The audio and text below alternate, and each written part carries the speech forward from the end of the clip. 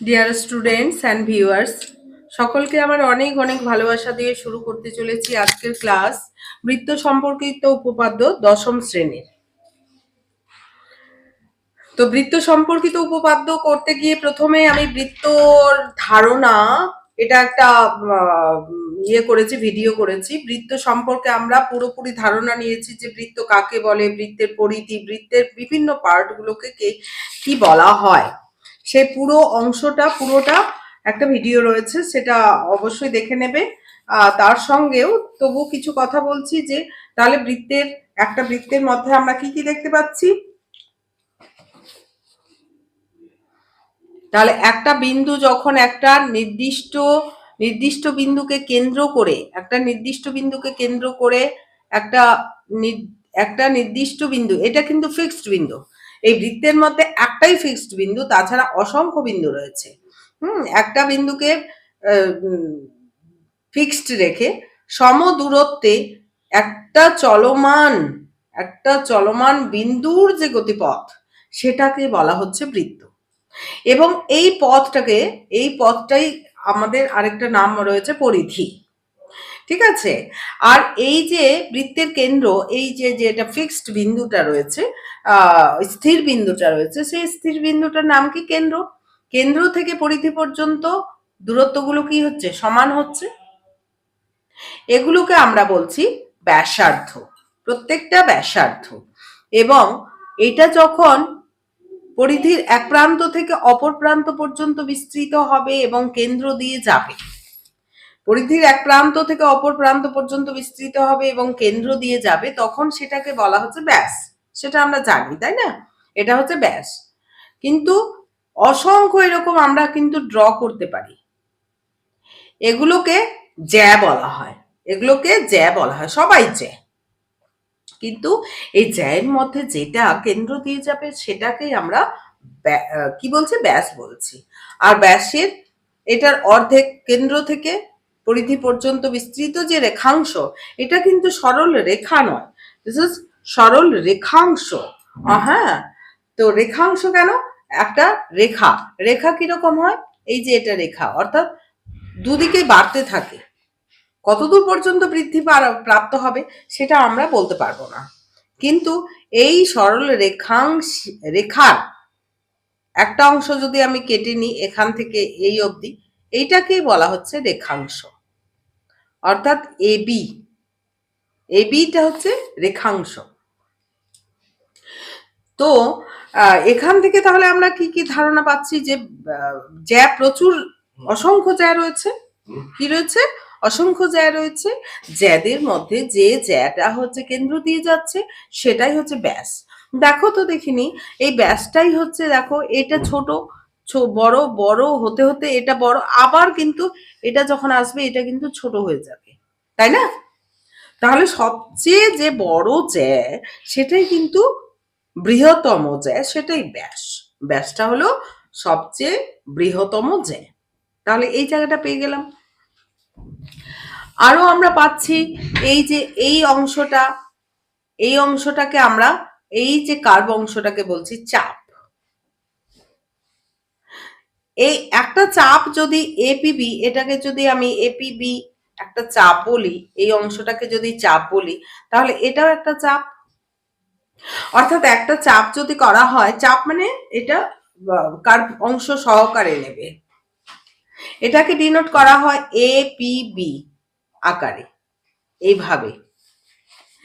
এই চাপ আমাদের দুইটা, তাহলে এই চাপটা যদি নিই, এরপর কার্ভ অংশে আরেকটা চাপ খালি থেকে যাচ্ছে, সেইটাকে বলা হচ্ছে অধিচাপ। এটাকে উপ মানে ছোট, ক্ষুদ্র চাপ।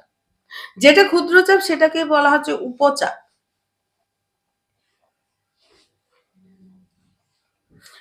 আর অধিচাপ কোনটা? এপিবি। এই অংশটাকে কিন্তু চাপ বলছি আমরা। হ্যাঁ, ফালিটাকে, গোটা ফালিটাকে না, এখান থেকে যদি তরমুজের মতো কেটে নিই সেই অংশটাকে না। এপিবি, এই যে ঢাল অংশটা, সেটাকে বলা হচ্ছে উপচাপ।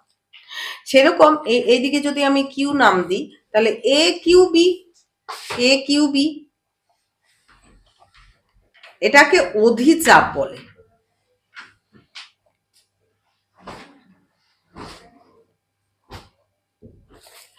আর এই যে অংশটা, এখান থেকে যদি আমি অংশটা কেটে নিই, ফালির মতো চলে আসে, তাহলে এটা বৃত্তাংশ, বৃত্তের অংশ, বৃত্তাংশ। এই বৃত্তাংশ, এই অংশটাকে যদি নিয়ে নিই, তাহলে এপিবি অর্থাৎ এ ও বিপি, এ ও বিপি মানে এই গোটা অংশটা, এটা একটা ক্ষেত্র, একটা জায়গা, হ্যাঁ, সমতলিক একটা জায়গা বোঝাচ্ছে। এইটাকে আমরা কি বলছি?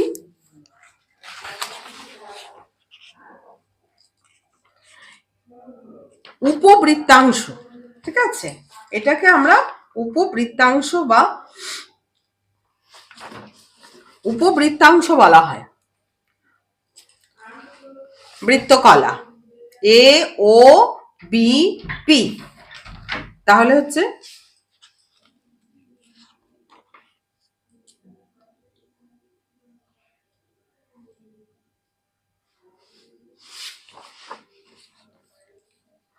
এটা হচ্ছে আমাদের বৃত্তকলা। তাহলে বৃত্তকলা কোনটা? এ পি বি ও এবং A O A Q B, A O A P B O, এটা একটা বৃত্তকলা। আবার O A Q B, Q B, এটা একটা বৃত্তকলা। এটা হচ্ছে ছোট বৃত্তকলা, ছোট বৃত্তকলা। বৃত্তকলা বলতে এখানে পুরো অংশটাকে বোঝাচ্ছে, কিন্তু ফালি করে যে অংশটা আসছে সেটাকে। আর এটা হচ্ছে বড় বৃত্তকলা। বড় বৃত্তকলাকে ইংলিশে বলা হয় মেজর, মেজর সেক্টর, এবং এটা মাইনর সেক্টর।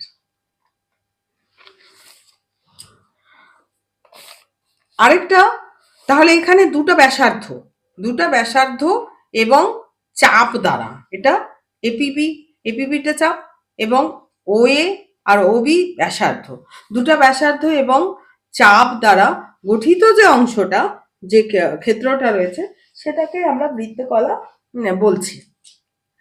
এবার এই যে বৃত্তটা রয়েছে,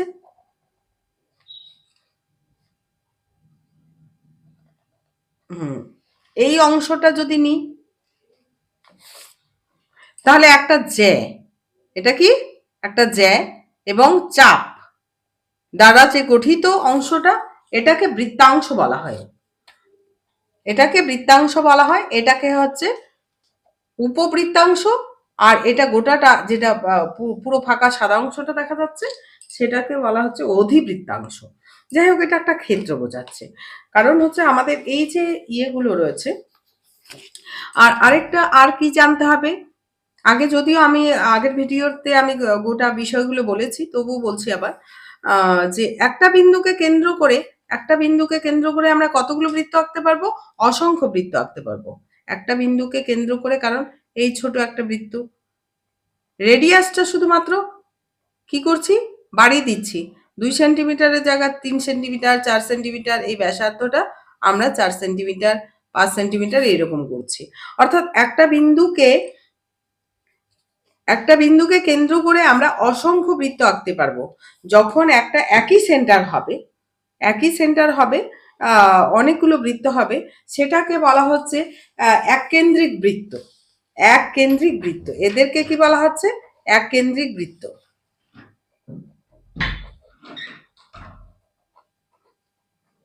কনসেন্ট্রিক সার্কেল, কি বলা হচ্ছে? কনসেন্ট্রিক সার্কেল, এককেন্দ্রিক বৃত্ত বা কনসেন্ট্রিক সার্কেল। যাদের, যে সমস্ত বৃত্তের একটা বিন্দুকে কেন্দ্র করে যখন অসংখ্য বৃত্ত, শুধুমাত্র বৃত্তের পরিধি ব্যাসার্ধগুলো চেঞ্জ করে করে আমরা অনেকগুলো বৃত্ত আঁকবো, তখন তাদেরকে এককেন্দ্রিক বৃত্ত বলা হয়। তাহলে একটা বিন্দুকে কেন্দ্র করে আমরা অসংখ্য বৃত্ত আঁকতে পারি। এবার যদি বলা হয় তিনটা বিন্দুকে কেন্দ্র করে কয়টা বৃত্ত আঁকা যাবে? তিনটা বিন্দুকে কেন্দ্র করে কিন্তু একটাই বৃত্ত আঁকা যাবে। এটা আমরা পরবর্তীকালে অন্তর্বৃত্ত যে করব, তখন আমরা বুঝতে পারবো। ঠিক আছে, কিন্তু এখানে আমি বলছি তিনটা বিন্দুকে কেন্দ্র করে একটাই বৃত্ত আঁকা যাবে, একটা বিন্দুকে কেন্দ্র করে অসংখ্য বৃত্ত আঁকা যাবে। আর আরেক ধরনের বৃত্ত রয়েছে সর্বসমবৃত্ত, অর্থাৎ যে সমস্ত বৃত্তের প্রত্যেকটা বৃত্ত, এখানে একটা বৃত্ত আঁকলাম,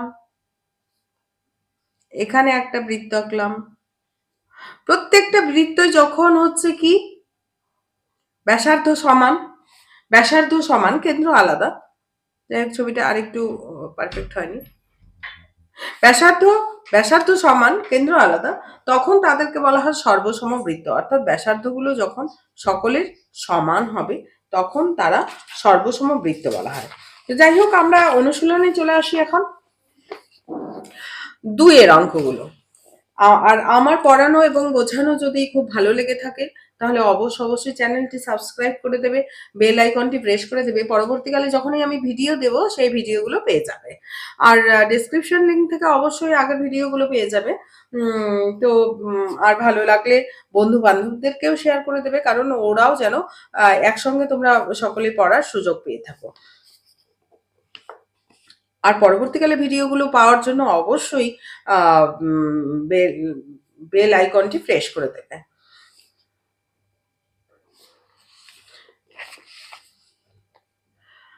তো 1 নাম্বার হচ্ছে, আর লাইক আর কমেন্ট করতে কিন্তু ভুলো না, ঠিক আছে, যেটা আমাকে উৎসাহ দেবে। ওকে, তো এই অঙ্কটা দেখো, নিচে ড্যাশে পুছে লিখি, কারণ আমাদের অবজেক্টিভ শর্ট কোশ্চিন অবজেক্টিভ আমাদের থাকে, তাছাড়া হচ্ছে সত্যি মিথ্যা যে ইগুলো রয়েছে সেগুলোতে বেসিক কনসেপ্ট যদি না থাকে তাহলে কিন্তু আমরা করতে পারবো না। জ্যামিতি থেকে যে ইয়েগুলো থাকে, যদি আমরা ভালো মতো কনসেপ্টটা ক্লিয়ার থাকে তাহলে কিন্তু সেই অঙ্কগুলো করা সম্ভব। একটি বৃত্তে ড্যাশ বিন্দু আছে, তাহলে একটা বৃত্তে কয়টা বিন্দু আছে? একটা বৃত্তে একটা ফিক্সড আছে, বাট অসংখ্য বিন্দু আছে, বিন্দু বিন্দু বিন্দু, এখানে অসংখ্য বিন্দু রয়েছে, তাই না? এখানে অসংখ্য বিন্দু রয়েছে। তাহলে একটা বৃত্তে আমরা কি লিখবো? আমরা কিন্তু এই লাইনটা গোটাটা লিখবো। একটি বৃত্তে, আমি লিখছি না, এটা একটা লিখে দেখাচ্ছি, বাকিগুলো কিন্তু তোমরা লিখে নেবে, লিখে দিলে ভালো হয়। এখন টাইমের অভাবে অনেক সময় লিখবে না, সেটা আলাদা কথা। বিন্দু আছে, তাহলে কয়টা বিন্দু আছে? একটি বৃত্তে অসংখ্য বিন্দু আছে, অসংখ্য বিন্দু আছে। এবার দেখো বৃত্তের বৃহত্তম জ্যা, এই যে বৃত্তের বৃহত্তম জ্যা কোনটা? এটা না? তাহলে 2 নাম্বারটা আমি দেখিয়ে দিচ্ছি আবার তবু। কেন দেখিয়ে দিচ্ছি? কারণ কনসেপ্টটা মুখস্থ না, ক্লিয়ার রাখবে। বৃত্তের বৃহত্তম জ্যা, এগুলোও জ্যা কিন্তু ক্ষুদ্রতম, এটা হচ্ছে ব্যাস, এটা ব্যাস। তাহলে বৃত্তের বৃহত্তম জ্যা,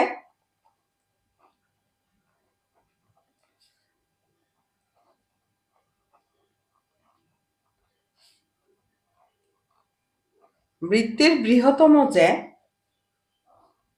কি? ব্যাস। ব্যাস হচ্ছে বৃত্তের বৃহত্তম জ্যা। এবার পরেরটা, জ্যা বৃত্তাকার ক্ষেত্রকে দুটি কিসে ভাগ করে? বৃত্তাকার ক্ষেত্রকে দেখো তো, ব্যাস, জ্যা, এই যে জ্যাটা 3 নাম্বারটা,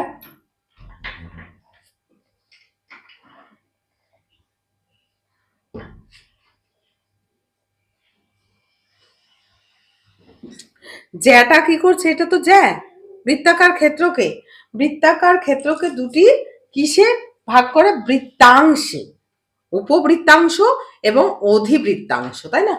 এটা হচ্ছে তাহলে জ্যা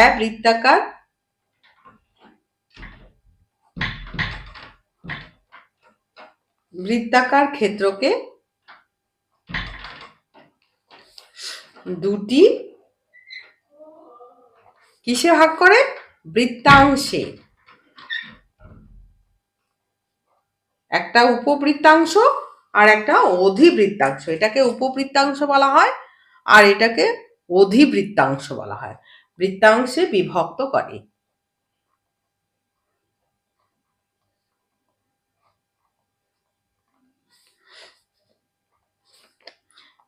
4 নাম্বার, এগুলো তোমাদের করতে হবে না, কিন্তু আমি করে দিচ্ছি এই জন্য যে তোমাদের চিত্রটা সম্পর্কে যদি সম্পূর্ণ আইডিয়াটা ভালো থাকে তাহলে কিন্তু ভুলবে না, না হলে কিন্তু গন্ডগোল করে ফেলবে। ওকে, বৃত্তের সকল ব্যাস। বৃত্তের কতগুলো ব্যাস থাকে বলো তো? একটা যদি বলা হয় একটা বৃত্তে কতগুলো ব্যাস থাকে? একটা, দুটা, না চারটা? অসংখ্য ব্যাস থাকে, কারণ এই যে কেন্দ্র, এই কেন্দ্র দিয়ে আমরা এটাও আঁকতে পারি, এই আঁকতে পারি, এই আঁকতে পারি। ছোটবেলায় আমরা পড়েছি একটা বিন্দু দিয়ে অসংখ্য কি রেখাংশ রেখা টানা যায়। এগুলো কিন্তু সবাই কি ব্যাস, এগুলো এগুলো সবাই ব্যাস, এগুলো সবাই ব্যাস। তাহলে ব্যাস কি শুধুমাত্র একটা? এই সোজাসুজিটা ব্যাস বলবো? অসংখ্য ব্যাস রয়েছে। এরা কি সবাই কেন্দ্র বিন্দুগামী। তাহলে বৃত্তের সকল ব্যাস, বৃত্তের সকল ব্যাস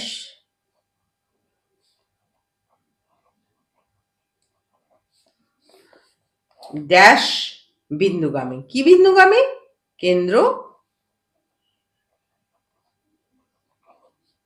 কেন্দ্র বিন্দুগামী। এবারে হচ্ছে 5 নাম্বার। 5 নাম্বারটা দেখো, দুটি বৃত্তাংশ সমান হলে তাদের বৃত্তচাপ দুটির দৈর্ঘ্য, বৃত্তাংশ মানে এই যে বৃত্তাংশ, এই বৃত্তাংশ সমান কখন হবে? যখন ব্যাসটা থাকবে সমান। হলো না? এবার দুটি বৃত্তাংশ সমান কখন হবে? যখন জ্যাটা ব্যাস হবে, যখন জ্যাটা ব্যাস হবে। বলছে বৃত্তচাপের দৈর্ঘ্য কি সমান হবে না? এইটা এইটা যা হবে এটাও তাই হবে, অর্ধেক তো। তাহলে দুটি বৃত্তাংশ সমান হলে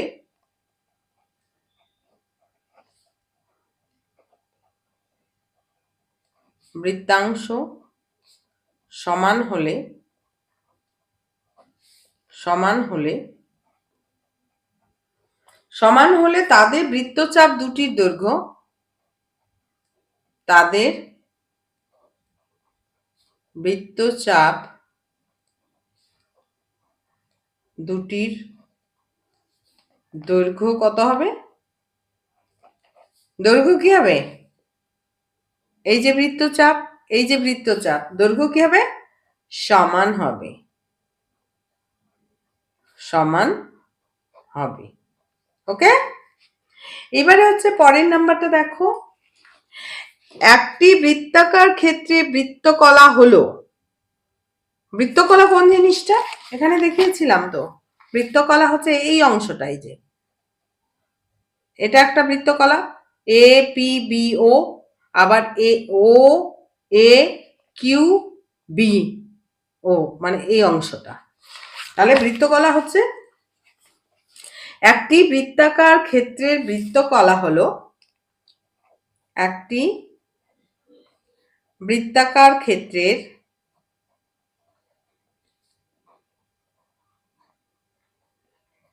বৃত্তকলা হলো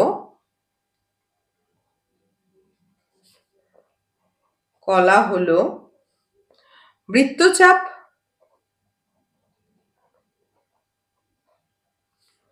ও দুটি দুটি কি এই যে বৃত্তকলা,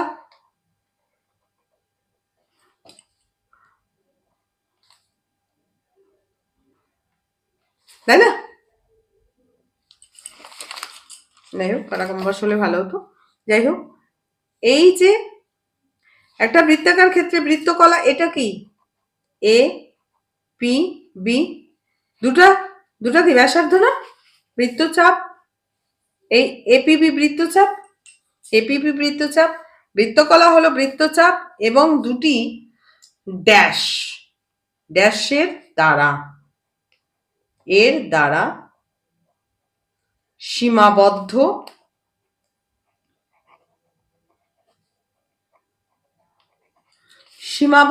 অঞ্চল,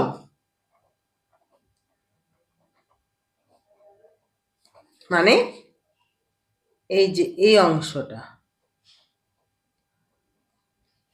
এই যে কালো অংশটা রয়েছে, এটা কিন্তু একটা বৃত্তচাপ, আর সাদা অংশটা আরেকটা বৃত্তচাপ। তাহলে দুটি ব্যাসার্ধ, তাই না, ও এ এবং ও বি, দুটি ব্যাসার্ধ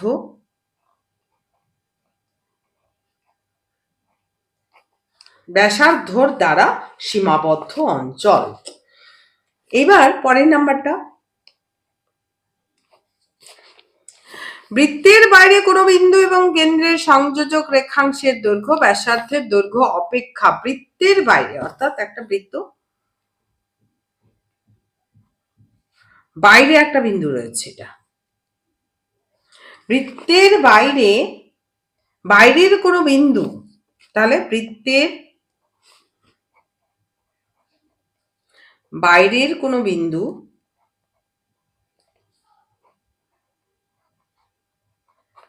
কোনো বিন্দু ও কেন্দ্রের সংযোজক রেখাংশের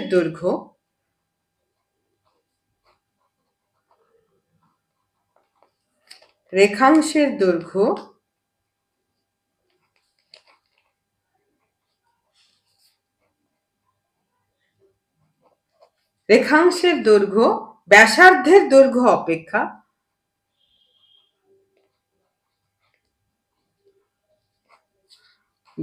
অপেক্ষা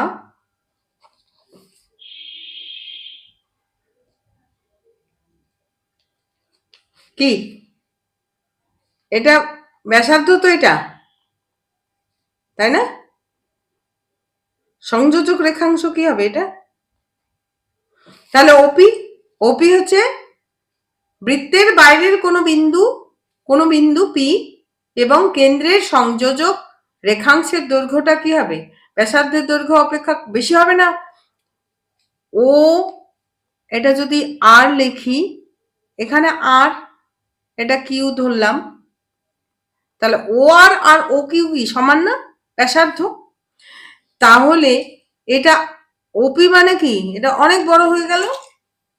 তো ব্যাসার্ধে সেটাই বলছে, বৃত্তের বাইরের কোনো বিন্দু এবং কেন্দ্রের সংযোজক রেখাংশের দৈর্ঘ্য ব্যাসার্ধের দৈর্ঘ্য অপেক্ষা কি হবে, অপেক্ষা বেশি না কম, ব্যাসার্ধের দৈর্ঘ্যের চেয়ে, ব্যাসার্ধের দৈর্ঘ্য যদি 5 হয়, এটার দৈর্ঘ্য বিন্দুটার থেকে কেন্দ্রের দূরত্ব হচ্ছে হয়তো 7, হ্যাঁ, বা বেশি হতে পারে, অপেক্ষা কি হবে, কথাটা কিন্তু ভালো করে বুঝবে, এটা উল্টে কথাটা বললে কিন্তু ঠিক করে দিতে হবে। বৃত্তের বাইরের কোনো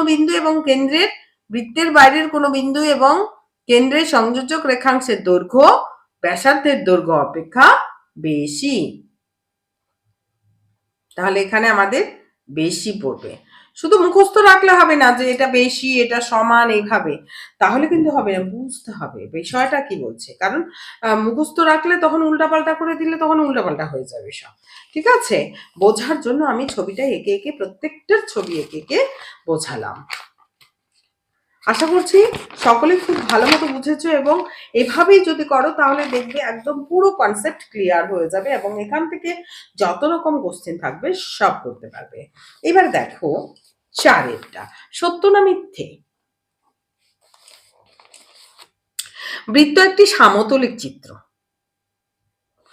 হ্যাঁ, বৃত্ত একটি সামতলিক চিত্র। 1 নাম্বার হচ্ছে সত্যি, কথাটা লিখতে পারিস, সত্যি, বৃত্ত একটি সামতলিক চিত্র। 2 নাম্বারটা কি বলছে, বৃত্তাংশ একটি সামতলিক ক্ষেত্র। বৃত্তাংশ একটি সামতলিক ক্ষেত্র, তো ক্ষেত্রই তো, তাই না,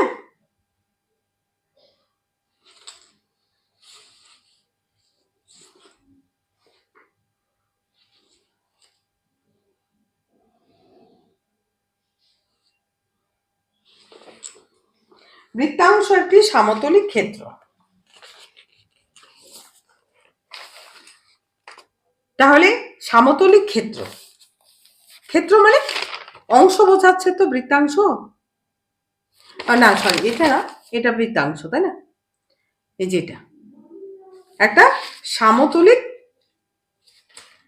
ক্ষেত্র, জায়গা বোঝাচ্ছে, জায়গা বোঝাচ্ছে, এটা সত্যি।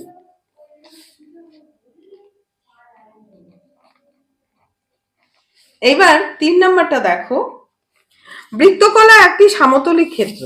হ্যাঁ, বৃত্তকলা কোনটা? এই যে বৃত্তকলা, এই যে বৃত্তকলা, এই যে এটাও তো ক্ষেত্র বোঝাচ্ছে না, একটা ক্ষেত্রফল বোঝাচ্ছে, একটা জায়গা বোঝাচ্ছে।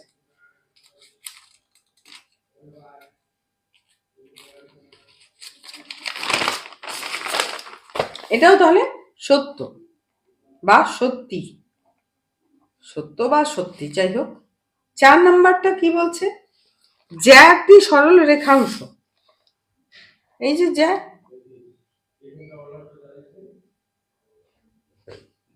এটাও সত্যি, কারণ এটা রেখাংশ, এটা রেখা না কিন্তু। চাপ একটি সরল রেখাংশ। চাপ কি সরল রেখাংশ হবে? চাপ তো এটা।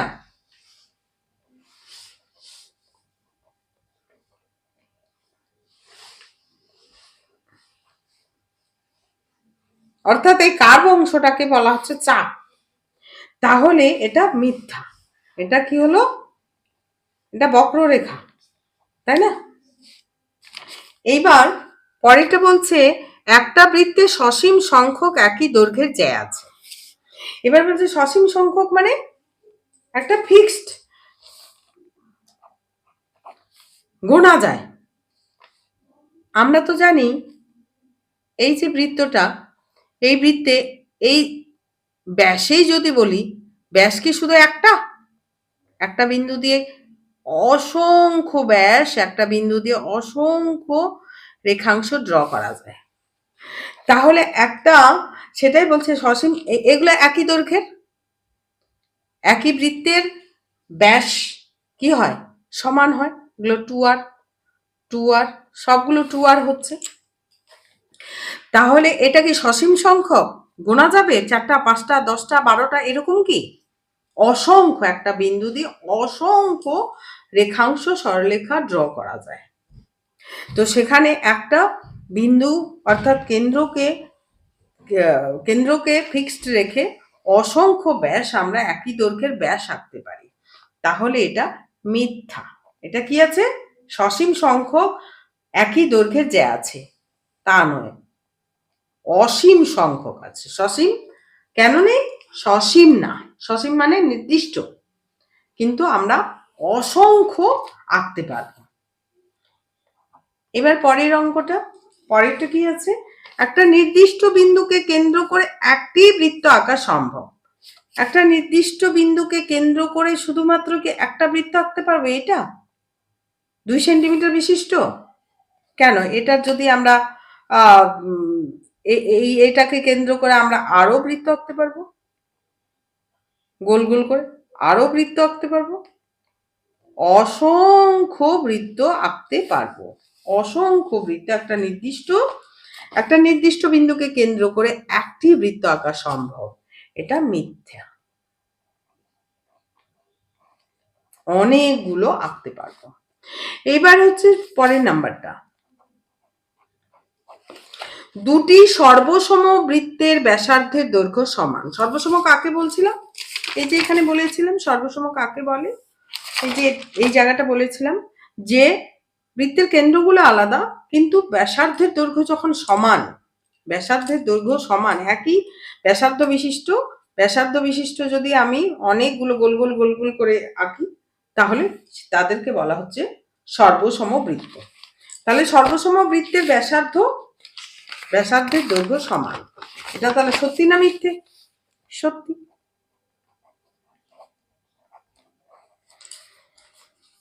আচ্ছা, এছাড়াও এই যে এই কোশ্চেনগুলো ছাড়াও আমরা এখান থেকে আরো কিছু জিনিস আমাদের নোট করে নিতে হবে। কি নোট করে নিতে হবে?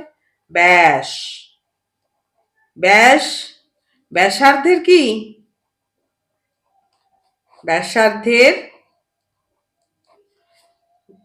ব্যাসার্ধের চেয়ে ব্যাসটা কি দ্বিগুণ না?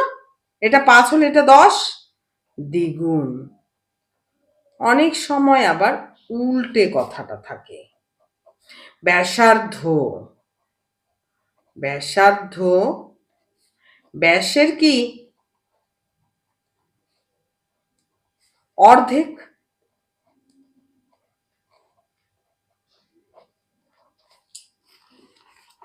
এটাও আমাদের পড়তে হবে।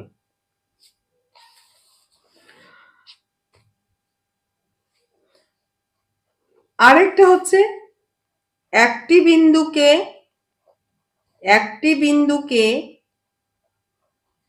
বিন্দুকে কেন্দ্র করে অসংখ্য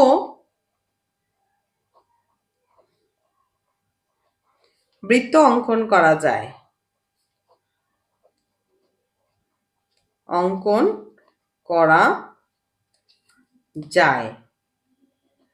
সেই সমস্ত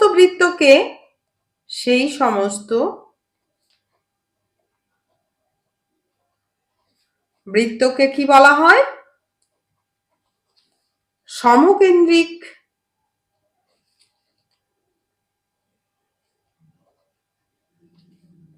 ইংলিশে হচ্ছে কনসেন্ট্রিক সার্কেল।